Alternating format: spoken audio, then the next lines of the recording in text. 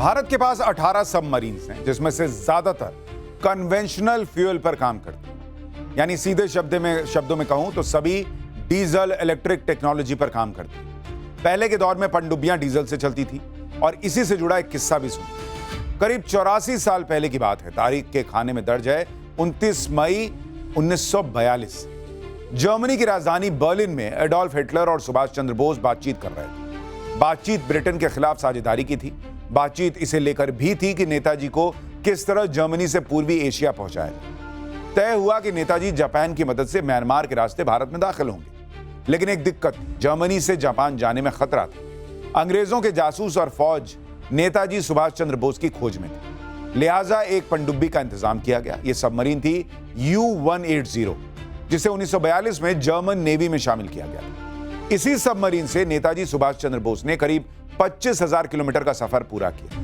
वो जापान पहुंचे और दुश्मनों की नजर से भी बचे रहे। करीब 1 साल बाद अगस्त 1944 में प्रशांत महासागर में मित्र देश की सेनाओं ने इस सबमरीन को डुबो दिया और इसमें सवार सभी 56 नौसैनिक मारे गए। लेकिन तब तक दुनिया को पनडुब्बियों की ताकत का अंदाजा हो चुका। मौजूदा दौर में पनडुब्बियां किसी भी देश की सामरिक शक्ति और तकनीकी श्रेष्ठता का सबसे बड़ा प्रमाण होती है।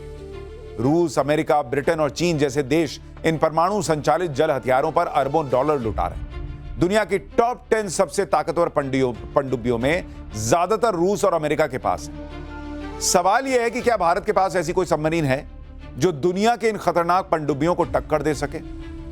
इस रिपोर्ट को देखिए, पता चल जाएगा।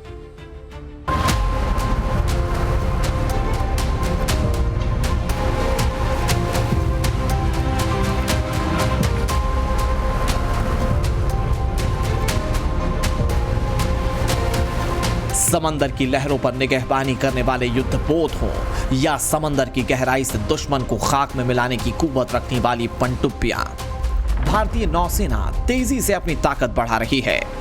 देश के पास फिलहाल 2 न्यूक्लियर सबमरीन्स हैं, लेकिन साल 2040 तक भारतीय नौसेना दुनिया में परमाणु ऊर्जा से चलने वाली पनडुब्बियों की संख्या के मामले पर 4थे नंबर पर पहुंच जाएगी। इस दौरान भारत ब्रिटेन को पीछे छोड़ देगा और अमेरिका, रूस और चीन के बाद समंदर में ताकत के मामले पर सबसे बड़ा देश हो जाएगा। मौजूदा वक्त में पनडुब्बियों के मामले में अमेरिका सबसे आगे है। अमेरिका के पास 90 न्यूक्लियर सबमरीन्स हैं। दूसरे नंबर पर रूस आता है, जिसके पास 63 परमाणु ऊर्जा से चलने वाली पनडुब्बियां हैं। चीन के पास 61 सबमरीन्स हैं, जिनमें से सिर्फ 6 न्यूक्लियर सबमरीन्स हैं, जबकि हमारी देश की नौसेना के पास 18 सबमरीन्स हैं, जिनमें से 2 न्यूक्लियर पनडुब्बियां हैं। आने वाले 1.5 दशक में यह सीन बदलने वाला है।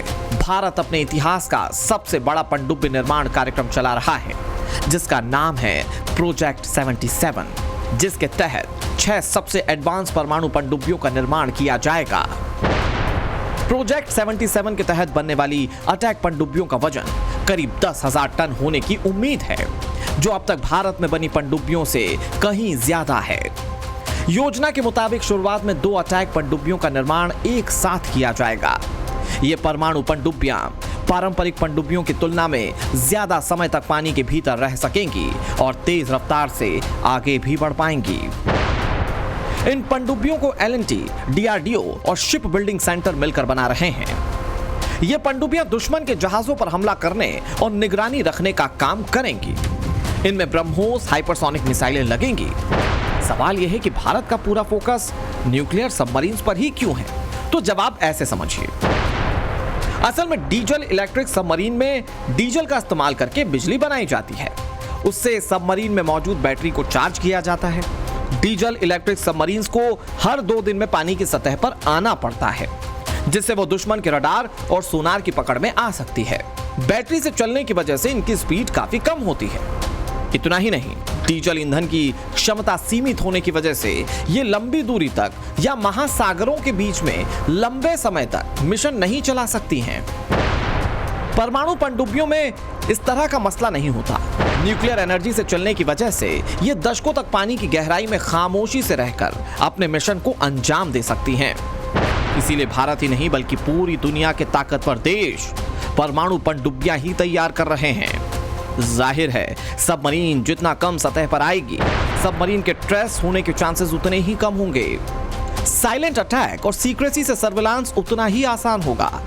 अमेरिका ने तो 1958 में ही यूएसएस जॉर्ज वॉशिंगटन नाम की दुनिया की पहली न्यूक्लियर सबमरीन बना दी थी। जो हिंद महासागर को कंट्रोल करेगा उसी का एशिया में वर्चस्व रहेगा। हिंद महासागर 21वीं सदी में दुनिया का वर्चस्व स्थापित करने वाली कुंजी साबित होगी। दुनिया की तकदीर इसी महासागर से तय होगी। यह बात अमेरिकी नेवी के एडमिरल रहे एल्फ्रेड थेयर महन ने करीब 130 साल पहले यानी 1897 में कही, जो 100% सही साबित हुई। दुनिया का 75% समुद्री व्यापार और 50% कच्चे तेल का कारोबार अकेले हिंद महासागर से होकर गुजरता है।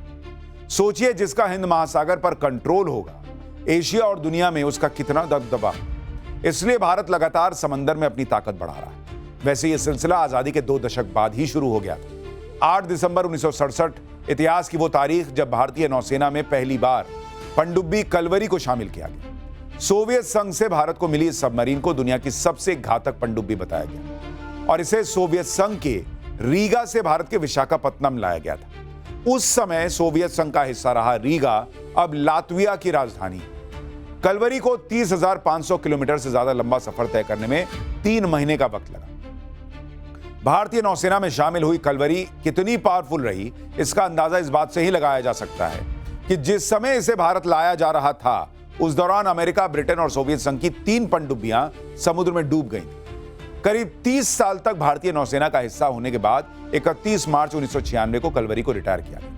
देश की पहली पनडुब्बी के रिटायर होने के 17 साल बाद 2017 में फ्रांस में तैयार हुई स्कॉर्पियन श्रेणी की आधुनिक पनडुब्बी को नौसेना में शामिल किया गया। इसका नाम भी कलवरी रखा गया। आखिर कैसे कलवरी दुश्मनों के लिए काल के समान है, इस रिपोर्ट में देखिए।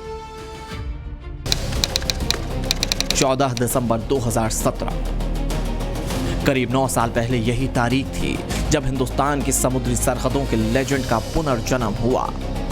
14 दिसंबर 2017 को पीएम नरेंद्र मोदी ने मुंबई में Mazagon dock ship builders limited में बनी देश की पहली स्कॉर्पियन श्रेणी की पनडुब्बी आईएनएस कलवरी को भारतीय नौसेना में शामिल किया।